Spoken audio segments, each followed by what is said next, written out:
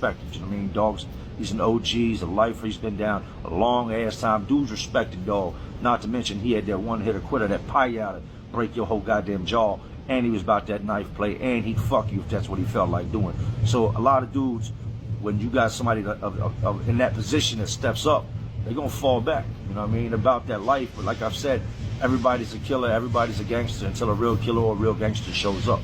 Dog steps in front of everybody and it's like, nah, y'all ain't gonna do shit to that man. Leave the man the fuck alone, man. He's locked up just like the rest of y'all. He's paying for his crimes just like the rest of y'all. So we're like, the fuck, man? This dude's defending this dude. He's like, I'll take care of it. So he goes to the booth and tells them, I want y'all to move Stacy to my cell and move my celly up there with Randy Chappelle. Put Stacy in my cell. So right then and there, we know this ain't a he's gonna protect him thing, man. This is bad for this dude. He's about to get everything that he deserves. This dude, Stacy, goes to the booth and tells him, hey, look, I fear for my life. I want to go to the hole. And they have this little metal slot that they can fold up inside the booth, or they can let it down to talk to you. They close the slot in his face, tell him get out of here. Tell him go ahead and move your stuff. So they end up moving Dog's cellmate upstairs into this dude's cell and moving Stacy downstairs into Dog's cell. It isn't long, man. It's, I would say, dude hadn't even unfinished packing yet. It was maybe 30, 45 minutes. And at the time, we could still smoke in Virginia. They hadn't, you know, taken smoking out of prison yet. And we all hear this dude screaming. And when I mean screaming, he's screaming at the top of his lungs, bloody murder. It sounds like what you would expect to hear if somebody, you know, was having their hand cut off or something.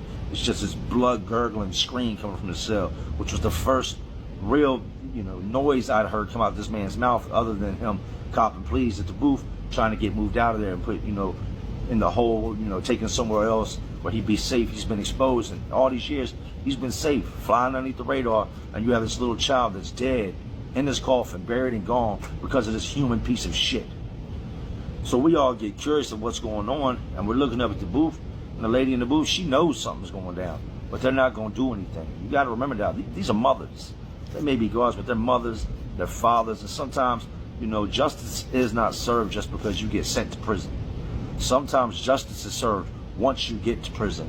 Your charges are found out and the right person gets their hands on you. So everybody's trying to look in the cell to see what's going on, but don't want to draw too much attention to the fact that, you know, what's taking place in this cell. So I give it a little bit and I walk over. Like I said, me and Dog were cool, worked together, you know, I worked out with Dog, we was all right. And I walk up to the cell and I knock on the door and I'm like, yo, and he's like, what's up, man? I said, it's Jay. He was like, what's up, Jay? Look. So I look in the cell, and he's got this man hog-tied, laying on the floor on his belly with his pants pulled down. Like, I mean, pulled down around his ankles, and his ankles are up tied to his hands. And he's sitting there beside him in his boxers. He's got shit on him, he's got blood on him. Right on the front of his boxers, you can see the shit and blood. This dude's got blood and shit smeared all over his ass, it's all over the floor. The Dog is sitting there smoking a cigarette. Right beside him, squatting down, looking at him. And this dude's hog-tied laying on his belly. Cigarette draws from it and puts it out in the middle of his back. Reaches up on the counter, grabs his cigarettes, lights another one, and just sits there squatting, looking at him. He'd take a punch in the back of his head, slam his face into the floor a couple more times. There was already smudge marks and blood on the side of the wall, you know, blood on the counter, blood on the side of the toilet. And this dude is just laying there. Dogs are hog-tied him and busted his cheeks wide open and is putting cigarettes out on him. We think this is going to end soon. You know what I mean? As soon as this dude gets up, he's going to go tell the people what's going on, blah, blah, blah, and that's going to be the end of it. It's not. I walk off, man. You know what I mean? It wasn't even something I wanted to see. I thought I was going there and he's going to have, you know, had this dude all beat up or maybe a stabbed him or something. I didn't expect to see another man hog-tied laying on the ground that had just, you know, been ran up in by Dog. They lock us down, and throughout the night you hear it. You hear this dude screaming, yelling, screaming, yelling. You can hear Dog over there beating on him. You can hear Dog over there fucking him. It's just him grunting, and then every now and then you just hear him punching him. Maybe punching him in his body, back of his head, his face. So the next day rolls around, Dog comes out like nothing happened.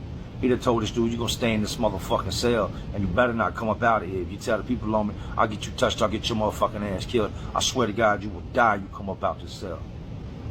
Stacy didn't go to work at the warehouse. Stacy puts in a slip saying he no longer wants his job.